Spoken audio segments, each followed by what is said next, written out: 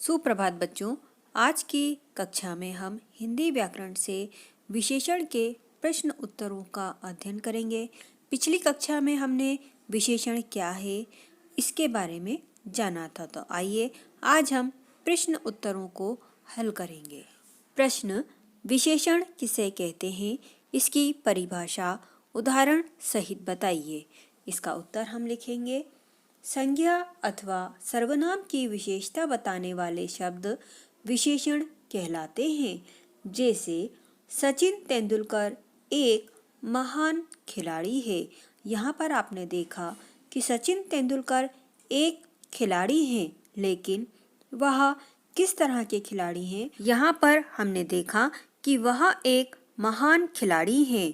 यहाँ पर महान शब्द उनकी विशेषता बता रहा है, अर्थात यही शब्द विशेषण कहलाता है।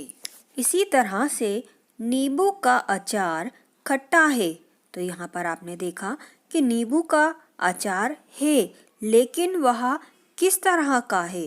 तो उसकी जो विशेषता है खट्टा होना, तो यह शब्द विशेषण कहलाएगा।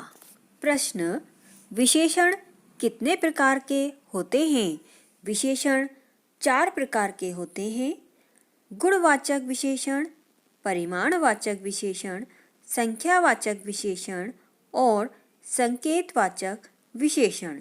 गुणवाचक विशेषण वह होते हैं जिन विशेषण शब्दों से संज्ञा या सर्वनाम शब्दों के गुण अथवा दोष का पता चलता है। जैसे होशियार छात्र, सफेद घोड़ा, सुंदर फूल आदि। परिमाणवाचक विशेषण वे होते हैं जो शब्द किसी वस्तु या द्रव की माप-तोल बताते हैं, उन्हें परिमाणवाचक विशेषण कहते हैं। जैसे 5 लीटर दूध, 3 मीटर कपड़ा, थोड़ा, बहुत, अधिक आदि।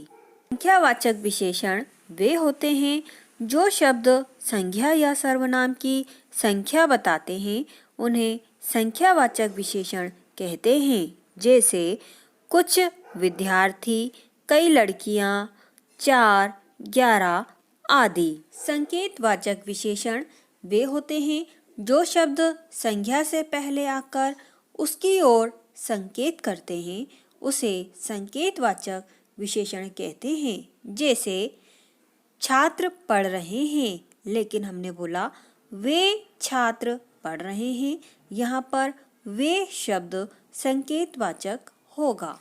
प्रश्न: विशेष किसे कहते हैं? उत्तर हम लिखेंगे। विशेषण शब्द जिस संज्ञा या सर्वनाम की विशेषता बताते हैं, उन्हें विशेष्य कहते हैं। जैसे हंसिका अच्छी लड़की है, इस वाक्य में हंसिका विशेष्य है। प्रश्न: परिमाणवाचक विशेषण व संख्यावाचक विशेषण में क्या अंतर है? तो इसका अंतर हम देखेंगे। परिमाणवाचक विशेषणों में वस्तुओं तथा पदार्थों की नापतोल की जा सकती है, किंतु संख्यावाचक विशेषण के अंतर्गत संज्ञा या सर्वनामों की गिनती की जा सकती है। जैसे परिमाणवाचक विशेषण बोतल में थोड़ा सा दूध दे दो, गिलास में थोड़ा पानी है, यह परिमाणवाचक विशेषण है। संख्यावाचक विशेषण जैसे 2 कप चाय बना दो, 10 छात्रों के पास पुस्तक है आदि। प्रश्न: प्रविशेषण किसे कहते हैं? उत्तर: कुछ विशेषणों के भी विशेषण होते हैं, इन्हें प्रविशेषण कहते हैं।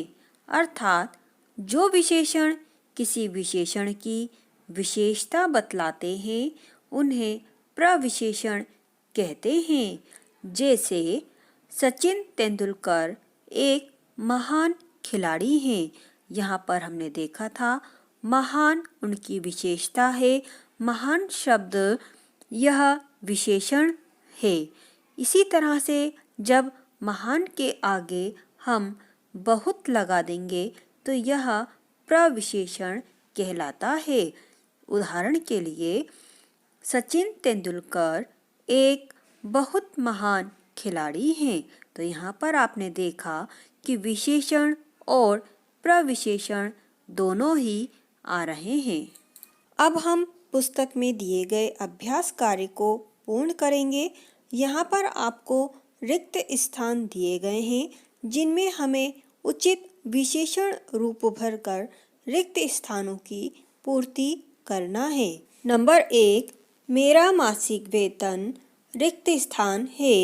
यहाँ पर हमें शब्द दिया गया है न्यून, जिसे हम उचित विशेषण के रूप में भरकर पूर्ण करेंगे। तो हमारा सही उत्तर हो जाएगा मेरा मासिक वेतन न्यूनतम है। इसी तरह से नंबर 2, रिक्त स्थान काल में बच्चे गुरुकुल में पढ़ते थे। यहाँ पर हमें शब्द दिया गया है प्राचीनम। सही शब्द के साथ हम इसे पूर्ण करेंगे। प्राचीन काल में बच्चे गुरुकुल में पढ़ते थे।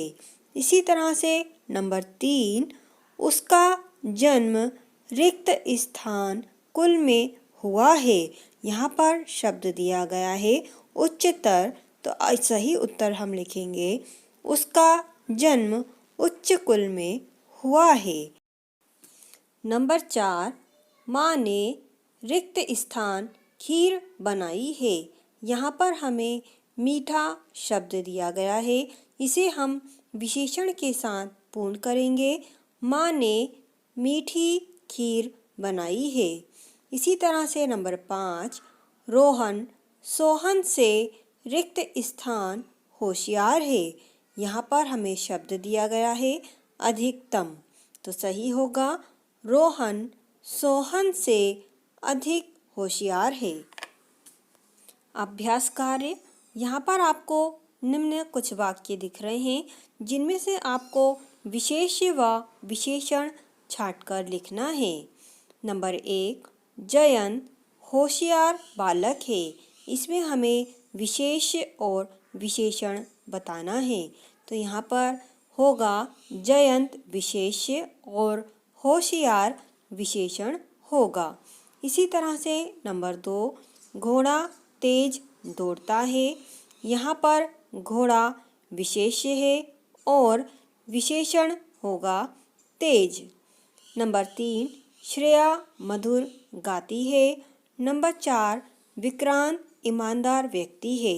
नंबर 5, डिब्बे में 3 किलो चीनी है। यहाँ पर आप इन्हें करने का प्रयास करेंगे और अपनी उत्तर पुस्तिका में लिखेंगे।